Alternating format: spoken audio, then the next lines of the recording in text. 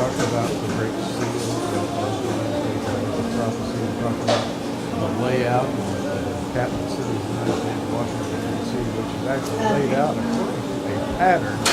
And I promised on our last broadcast that we would continue that discussion and really get into it. Washington, So essentially you did get it right. They should have had a pay for this year's maintenance fees that should have been prorated.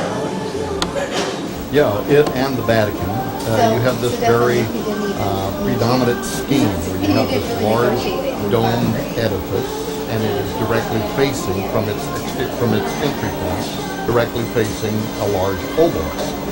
Now, it really is one of the most openly hidden secrets that's known by all occultists and alchemists and or people who are researchers and have studied that kind of symbolism in the past who know that that is a design that originated in ancient Egypt. A dome facing an obelisk. It comes from the myth of Osiris, the story of Osiris's evil brother Set murders him and chops him into 14 pieces, throws all the pieces into the Nile, and that was just very central to Egyptian belief. And his sister wife, the queen of magical skill, Isis, she goes up and down the banks of the Nile River, collects 13 of the pieces of Osiris, can't find the 14th piece, which is his missing male organ. But she assembles his body back together, just like we had 13 continents in this country that were assembled together to form one union.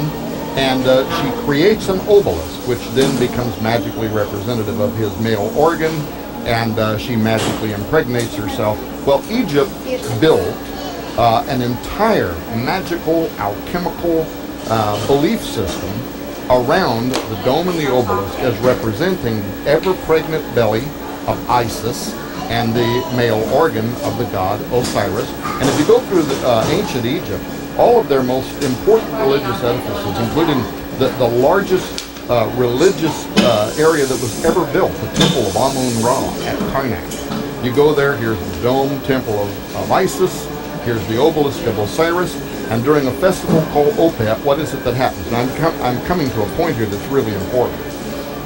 The pharaoh, during the festival of Opet, would go inside this ever-pregnant belly of Isis, the dome of Isis.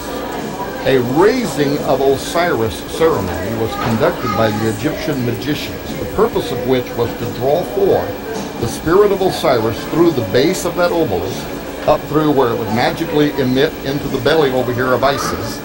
And as Pharaoh standing inside the belly of Isis, he is transmogrified. The spirit of Osiris enters him.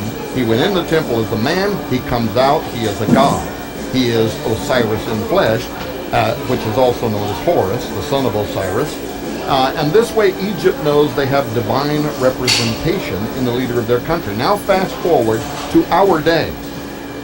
At the Vatican, you have a dome facing an obelisk. And by the way, that obelisk was taken from the city of Heliopolis, the ancient city of On in the Bible, where it was dedicated to the god Osiris. It is literally one of the obelisks of Osiris, was removed there and eventually was put into the middle of St. Peter's Square there.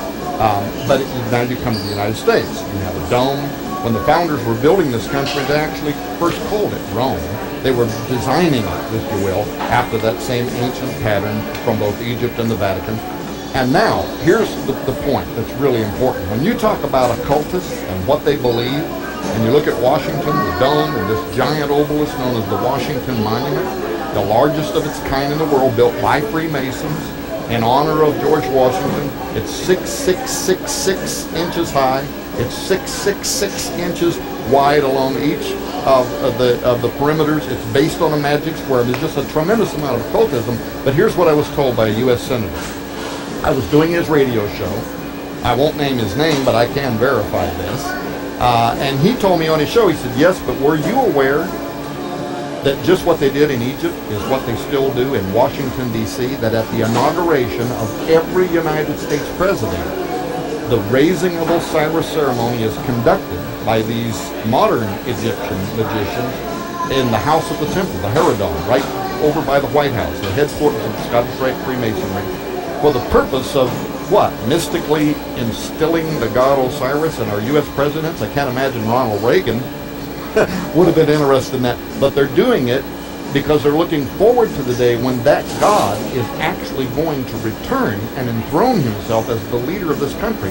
I went to the Herodon. I set this up. My wife went with me, Nita, who could verify this. We went inside on a private tour, and I asked the 33rd degree Freemasons, I said, is that true? And they wouldn't answer that question. They answered every other question. They wouldn't say yes or no to whether they actually conduct that ancient Egyptian ceremony in Washington, D.C. at the inauguration of every U.S. president who's standing over there in the dome of Isis, the Temple Dome, the U.S. Capitol Dome. Anybody can take a tour, walk inside, and look up into her underside belly. What do you see? The apotheosis of George Washington. George Washington becoming a god. This is a very a powerful belief system, but if you couple it with the prophecies on the Great Seal, yes, Gary, 2012, they believe something happened. They believe something may culminate in 2016. They're looking forward to the fulfillment of that prophecy that is on the Great Seal. Henry Wallace, the 33rd Vice President of the United States, wrote extensively how he, Roosevelt, who was responsible for putting the Great Seal on the U.S. dollar bill, they believed that this was a prophecy about the coming of the God of Freemasonry, and on his arrival, the United States would rise up and become the global leader of the New World Order. They believed in those prophecies. And I bet the average American doesn't know they're carrying in their wallet and they're carrying in their purse.